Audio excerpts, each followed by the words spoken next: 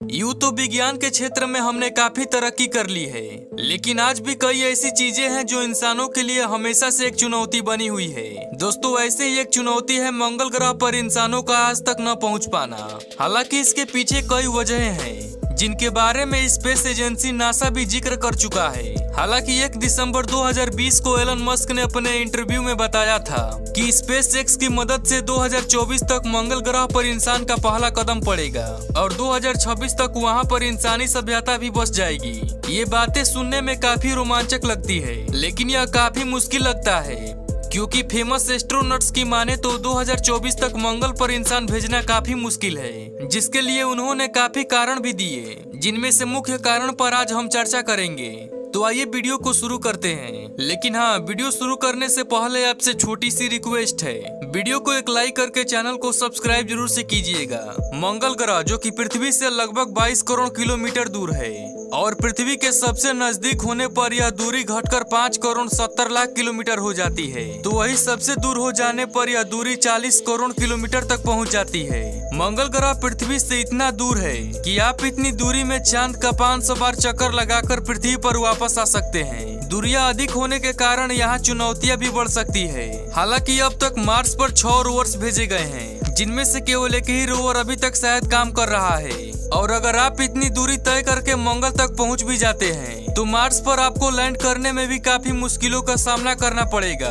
कुछ साल पहले हुए चंद्रयान 2 मिशन को आपने जरूर देखा होगा, जिसमें हमारा विक्रम लैंडर चांद की सतह पर उतरते ही क्रैश हो गया था, जिससे उसका संपर्क इसरो से टूट गया। यह मिशन 90% तो कामयाब रहा, पर लैंडर को हम सही से उतारने में नाकाम रहे। चांद की छोटी ग्रेविटी और आकार के कारण लैंडर को सही तरह उतारना काफी मुश्किल भरा काम हो जाता है। तो जरा आप सोचिए, मार्स जो कि एक प्लेनेट है, उस पर एक लैंडर को लैंड करना जब इतना चुनौती भरा काम है, तो मानव मिशन करना और सही सलामत पृथ्वी पर वापस आना बहुत ही खतरनाक और कॉम्प्लेक्स मिशन होगा, जिसे पूरा करने के लिए हमें और भी ज्यादा डेवलप होने की आवश्यकता है। वही मंगल और पृथ्वी सूर्य के जिस ऑर्बिट में रहकर परिक्रमा करते हैं, उससे अगर ध्यान से देखा जाए तो आप पाएंगे कि हम 26 महीने के बाद एक ऐसा भी समय आता है जब मार्स अर्थ के एकदम पास में होता है और उस समय उसकी दूरी 5 करोड़ 70 लाख किलोमीटर दूर होती है।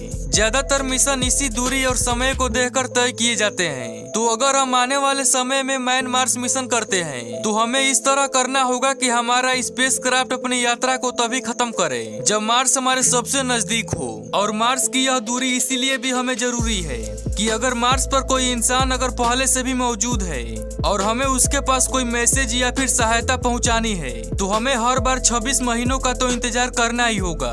और यदि हम इन 26 महीनों का इंतजार नहीं करते हैं तो मार्स पर मिशन करना बहुत ही मुश्किल होगा, क्योंकि इस मिशन में दूरी हमारे लिए सबसे बड़ी चुनौती होगी। और यदि हम 26 महीने बाद भी मैन मिशन करें तो हमें मार्स पर पहुंचने में भी 8 महीने लग जाएंगे। और इतनी दूरी और समय के लिए हमारे एस्ट्रोनॉट्स को पर्याप्त मात्रा में भोजन और फ्यूल की आवश्यकता होगी, जो कि एक एडवांस कैप्सूल ही पूरा कर सकता है।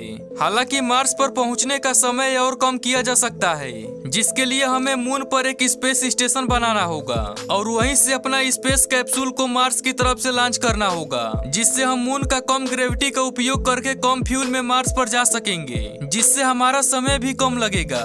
वास्तव में दोस्तों, हम सीधे पृथ्वी से मार्स मिशन को नहीं कर सकते हैं। हमें इसके लिए हर हाल में अपने चांद की जरूरत पड़ेगी। और अगर हम किसी तरह मंगल पर पहुंच भी गए तो एक और समस्या हमारे सामने होगी। ये समस्या ऐसी है जिसे हमें हर हाल में सॉल्व करना ही होगा, और वो समस्या है मार्स पर सॉफ्ट लैंडिंग की, ताकि स्पेस कैप्सूल में बैठे सभी एस्ट्रोनॉट सुरक्षित रह सके। जब भी कोई स्पेस क्राफ्ट को किसी प्लेनेट पर लैंडिंग कराया जाता है तो उससे पहले हमें उसके एटमॉस्फेयर को समझना पड़ता है, क्योंकि जितना पतला एटमॉस्फेयर होगा उतनी ही स्पीड से वह स्पेस क्राफ्ट को अपनी तरफ खींचेगा। और यदि हम मार्स की एटमॉस्फेयर को देखें तो वह पृथ्वी की तुलना में 100 गुना पतला है, जिस वजह से लैंडिंग करते समय हमें कोई खास फ्रिक्शन महसूस नहीं होगा और स्पेस क्राफ्ट की स्पीड लगातार बढ़ती रहेगी। इसे कम करने के लिए हम पैराशूट की मदद लेते हैं लेकिन इतने हाई स्पीड को कम करने के लिए हमें बहुत बड़े पैराशूट की आवश्यकता पड़ेगी, जो कि कई बार फिजिकली पॉसिबल ही नहीं हो पाता है। उदाहरण के लिए अगर आप मार्स पर पृथ्वी के एटमॉस्फेयर की स्पीड से उतरने की कोशिश करेंगे तो पृथ्वी की पैराशूट से 10 गुना बड़ा पैराशूट चाहिए होगा, तभी आप आसानी से मंगल पर उतर पाएंगे। और पैराशूट के जगह पर कई बड़े एजेंसी रॉकेट का प्रयोग करती है, जो कि अपोजिट डायरेक्शन में ड्रैग फोर्स बनाते हैं, जिससे स्पीड काफी कम हो जाती है।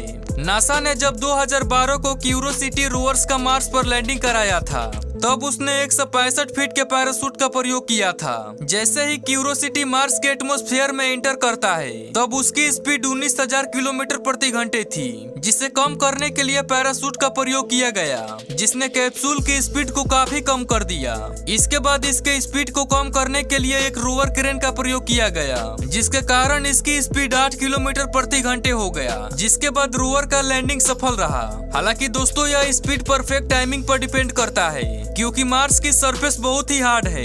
जरा सी गलती स्पेस क्राफ्ट को तबाह कर सकती है। चंद्रयान 2 में भी यही गलती हुई और हमारा विक्रम लैंडर परफेक्ट टचडाउन नहीं कर सका। हालांकि हमने मार्स पर रोवर्स की तो लैंडिंग करवा दी है, लेकिन मैन मिशन करना रोवर से कई गुना भारी और जोखिम भरा काम होगा, जो कि दोस्तों वास्तव में हमारे लिए सबसे बड़ी चुनौती होगी। पर दूरी और लैंडिंग ही सबसे बड़ी चुनौती नहीं है। मंगल से सीधे पृथ्वी पर संपर्क करना भी काफी मुश्किल भरा काम है, क्योंकि अगर कोई स्पेस क्राफ्ट मंगल से पृथ्वी पर मैसेज भेजेगा तो उसे पृथ्वी पर आने में लगभग 7 मिनट का समय लगेगा। अब ऐसे में दोस्तों कोई इमरजेंसी आ जाती है तो अर्थ पर लगे नेटवर्क उसे थोड़े समय बाद ही जान सकेंगे। हालांकि इतना सब करने के बाद अगर आप भी मार्स पर लैंड भी कर लेते हैं तो आपको मार्स पर खतरनाक धूल के तूफानों का सामना करना होगा, जहां आपके साथ धूल के काफी तेज कणों की बारिश होगी, जो आपके स्पेस सूट और स्पेस क्राफ्ट को खराब कर सकती है।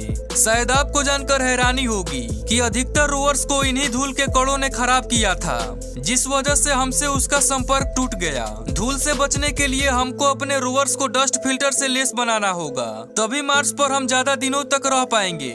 वैसे मार्स पर एक और जोखिम को लेकर वैज्ञानिक चिंतित रहते हैं, और वो है किसी अनजान एलियन सभ्यता से इंसान का संपर्क में आ जाना। अगर मार्स पर पहले से जीवन हुआ तो हो सकता है उनका बनावट पृथ्वी से बिल्कुल ही अलग हो और उनके जेनेटिक्स गुण और डीएनए भी अलग हो। इसी चीज को देखते हुए कई एक्सपर्ट डॉक्टर बताते हैं कि अगर कोई इंसान मार्स से लौटकर वापस धरती पर आएगा तो उसका क्वारंटीन होना बहुत ही जरूरी है।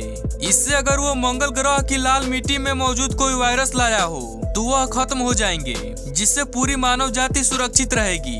दोस्तों, अगर हम इन सभी दिक्कतों को पूरा भी कर लें तो हमें मार्स पर कई और प्रॉब्लम भी फेस करनी होगी, जिन्हें अगर नहीं सुलझाया गया तो मार्स पर इंसान भेजना एक ड्रीम बनकर रह जाएगा।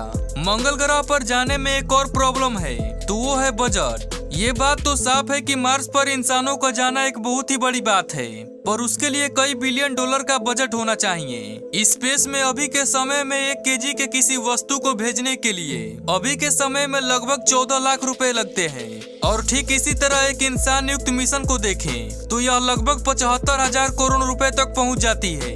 ऐसे में जब तक कोई देश मिलकर मार्स मिशन नहीं करेंगे तब तक मंगल पर जाना हमारे लिए एक सपना ही रहेगा। तो दोस्तों, आज के लिए बस इतना ही। उम्मीद करते हैं आपको वीडियो काफी पसंद आया होगा, और हाँ, इसी तरह की रोमांचक वीडियो देखने के लिए हमारे चैनल को सब्सक्राइब जरूर से कीजिएगा। मिलते हैं कैसे ही इंटरेस्टिंग वीडियो के साथ, तब तक के लिए जय हिंद, जय भारत।